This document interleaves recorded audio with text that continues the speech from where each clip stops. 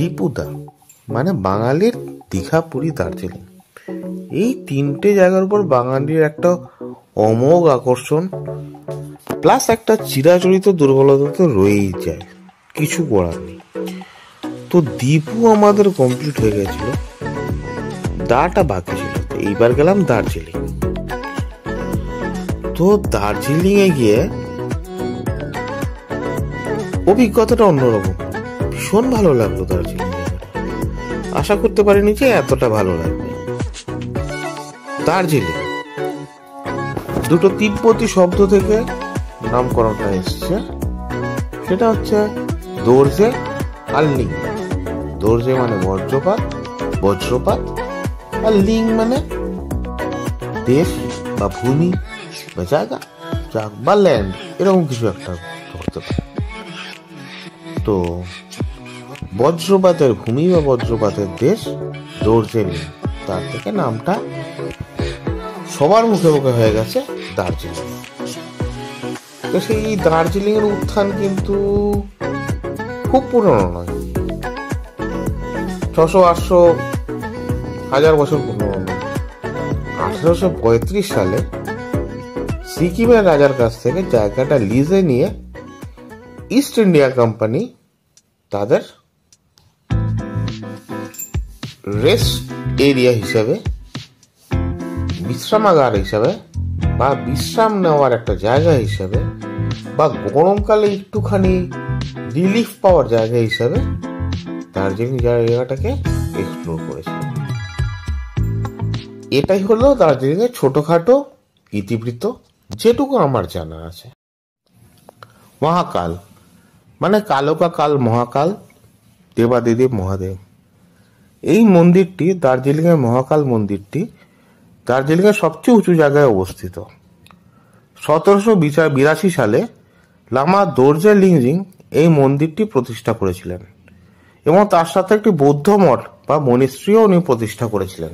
কিন্তু 1815 সালে গোর্খা আক্রমণের সময় সেই মনাস্ট্রিটি সম্পূর্ণরূপে ধ্বংস হয়ে যায় এবং এখান থেকে মাইলখানেক দূরে ভুটিয়া বস্তিতে সেই মনাস্ট্রিটি পুনঃস্থাপিত হয় এবং সেটি আজ অব্দি দার্জিলিং এর সবচেয়ে পুরনো মনাস্ট্রি হিসেবে পরিগণিত হয়।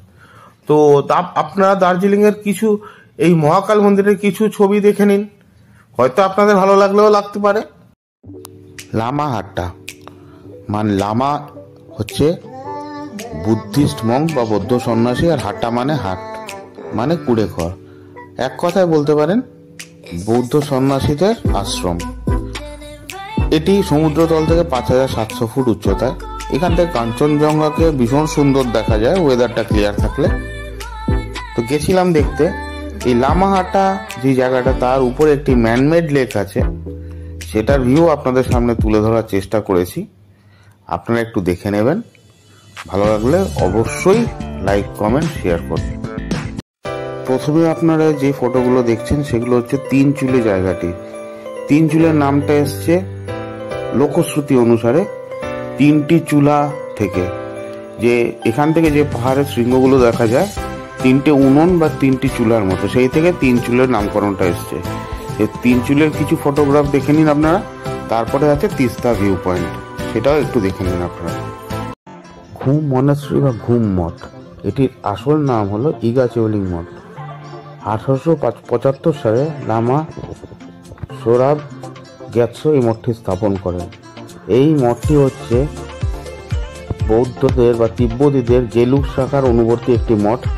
এই মঠে মৈত্রেয় বুদ্ধের 15 ফুটের একটি লম্বা মূর্তি আছে এবং ওনার দুজন শিষ্য চেনরেজি ও চোঙ্গাপ্পার ছবিও আছে, আপনারা একটু দেখে নিন।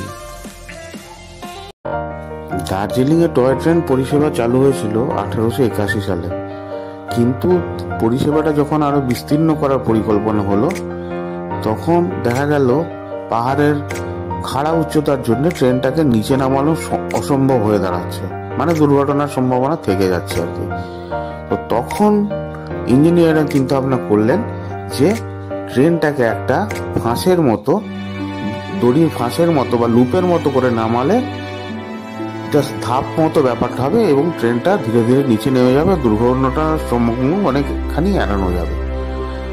তো দার্জিলিং জেলার বাতাসে জেলায় এই লুপটা তৈরি হয়, এই জন্যই এই লুপটার নাম হচ্ছে বাতাসিয়া লুপ।